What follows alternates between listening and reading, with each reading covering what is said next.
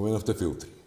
И сега како граѓанин би се прашал кој ќе плаќа тие филтрите? Дали ќе ме натерате со обврска законска да ме ставите во трошок, јас да си ги платам, или да се приклучам кон топлификација, или тоа ќе значи трошок за граѓаните, или тука имате план како општината ќе ги покрие? Градот ќе субвенционира, ако се приклучи државата уште подобро, како што сега неколку години на нас заседаваат за клими, за и енергетска ефикасност. Се покажа дека нема некаква голем ефект тоа врз загадувањето.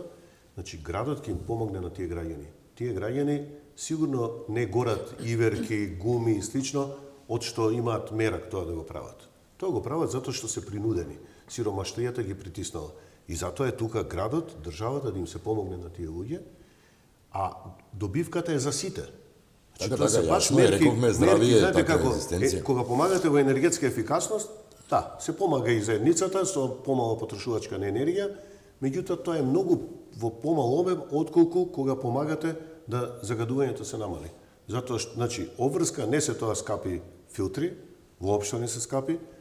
Обврска би била на градот, би ја презел таа иницијатива, кој се приклучи, уште подобро да има повеќе соборци во тоа поле, меѓутоа учесници, граѓаните нема да бидат обврзани кон ништо.